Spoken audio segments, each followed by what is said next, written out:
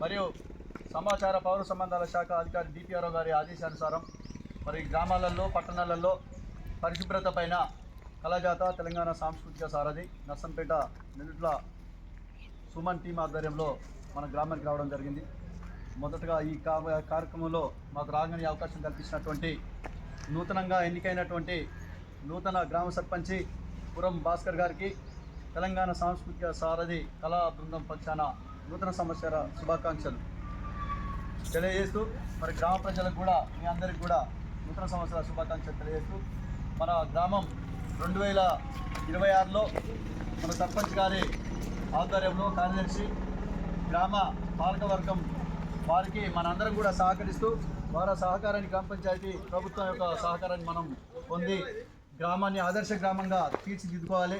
ఆదర్శ గ్రామం కావాలంటే మన గ్రామం మనందరం కూడా గ్రామ పంచాయతీ సిబ్బందికి, సర్పంచ్కి, ఉప సర్పంచ్కి, పాలక వర్గానికి, పంచాయతీ సిబ్బందికి అందరికీ కూడా మనం సహకరించి మన గ్రామాన్ని మరి ఆదర్శంగా ఉండాలంటే మనం చెత్త చెదారం ఎక్కడ పడితే అక్కడ వేయకుండా, మన ఇంట్లో ఊడ్చిన చెత్తను రోడ్లపైన ఎక్కడ పడితే అక్కడ వేయకుండా మరి తడి చెత్త పొడి చెత్తను వేరువేరు డబ్బాలలో వేసి మరి డంపింగ్ యార్డుకు తరలించే విధంగా గ్రామ పంచాయతీ సిబ్బందికి తరలించి మన గ్రామాన్ని ఆదర్శ గ్రామంగా తీర్చిదిద్దడంలో అందరం భాగస్వామ్యం కావాలని తెలియదు.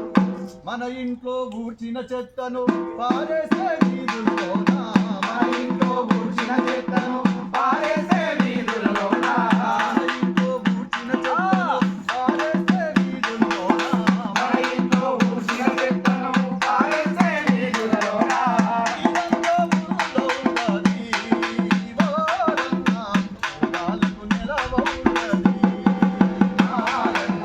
రోగాలకు నిలవైనది.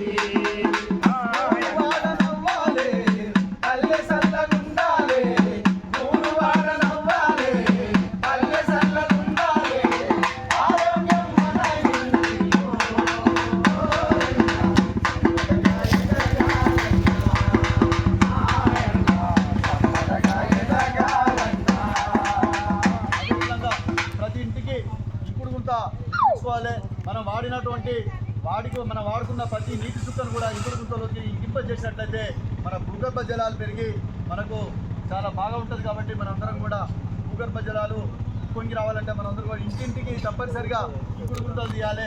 మరి పరిశుభ్రత పాటించాలి. ఇంటింటికి పండ్ల చెట్లు, పూల చెట్లు మన గ్రామ పంచాయతీ నర్సరీ నుండి అందిస్తారు. అవన్నీ కూడా పెంచుకొని మరి మనందరం కూడా ఆరోగ్యంగా ఉండాలని తెలియజేస్తూ, అదేవిధంగా మన రానున్న మొన్న ఎలక్షన్లో పాల్గొన్నారు, అద్భుతంగా ఓటింగ్లో పాల్గొన్నారు. మీ అందరికీ శుభాకాంక్షలు. అదేవిధంగా రానున్న ఇంకా మనం ఉంటున్న ఎలక్షన్స్ అవి స్థానిక సంస్థల జెడ్పీటీసీ, ఎంపీటీసీ ఎలక్షన్ కావచ్చు, ఇంకా జనరల్ ఎలక్షన్ కావచ్చు, ఏ ఎలక్షన్ ఉన్నా కూడా ప్రజలందరూ కూడా ఓటు హక్కు వినియోగించుకోవాలి.